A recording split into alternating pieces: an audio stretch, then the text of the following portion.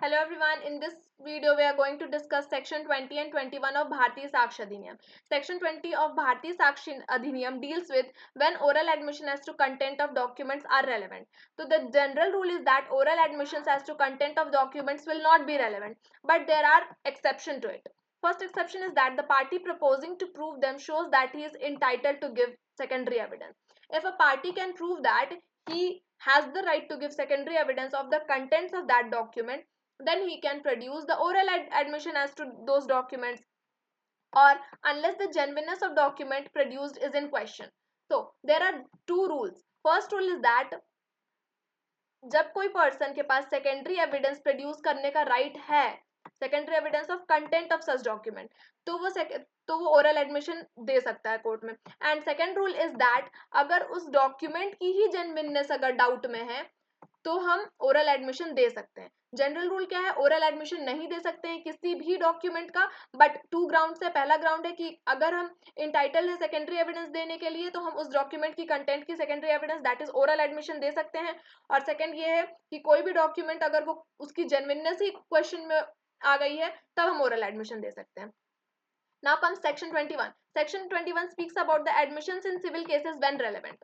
तो general rule is that civil cases में कोई एडमिशन रेलेवेंट नहीं हो सकती है if this is made either upon an express condition. अगर पार्टीज के बीच ही एक्सप्रेस कंडीशन में ये बात हो चुकी है कि हम एविडेंस नहीं देंगे किसी भी सिविल केसेस में, और अंडर सर्कमस्टांस या ऐसी सर्कमस्टांसेस जब court can infer that parties agree together that evidence of it should not be given. तो जनरल रूल ये होता है कि सिविल केसेस के जो एडमिशंस होते हैं, फॉर एग्जांपल अगर हमारे बीच कोई केस होने वाला है या केस चल रहा है हमारे बीच और कोर्ट के बाहर हम कुछ डिस्कशन कर रहे थे कि लेट्स विदड्रॉ दिस केस, या फिर कुछ ऐसा कि आपस में डिस्कशन कर रहे थे कि चलो किसी तरह हम नेगोशिएशन करके या आर्बिट्रेशन करके केस कोर्ट के बाहर ही सुलटा लेते हैं, कोर्ट में जाएंगे ही नहीं हम. अगर ये हमारी बीच बात हो रही थी तो सिविल केसेस में ऐसा हो जाएगा कि कोर्ट या तो खुद ही मना कर सकता है कि आपकी बीच जो भी डिस्कशन हो रही थी वो कोर्ट में लाके आपको पेश करने की जरूरत नहीं है.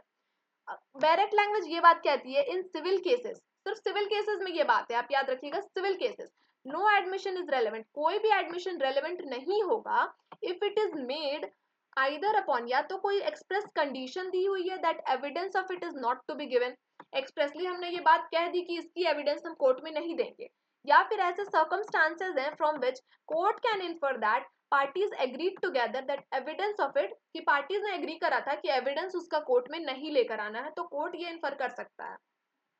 अब इसकी एक्सप्लेनेशन देखते हैं. एक्सप्लेनेशन में ये बात कही गई है कि ये सेक्शन दैट इज सेक्शन 21 ये एग्जेम्प्ट नहीं करता है किसी भी एडवोकेट को from giving evidence of any matter which he may be compelled to give under section subsection 1 and 2 of section 132. Section 21 में बोल दिया गया है कि सिविल केसेस में कोई एडमिशन हम नहीं दे सकते हैं, यहाँ पे ग्राउंड्स बता दिए उसके. लेकिन ये जो सेक्शन है दैट इज 21 वो किसी भी एडवोकेट को एग्जेम्प्ट नहीं कर रहा है एविडेंस देने से, और एडवोकेट को हम कंपेल भी कर सकते हैं एज पर सेक्शन 32 कि आप आइए और कोर्ट में एडमिशन दीजिए, एविडेंस दीजिए, और कोई भी कोर्ट या फिर कोई भी अदर पर्सन उस चीज को एग्जेम्प्ट नहीं कर सकता, रोक नहीं सकता है. Thank you.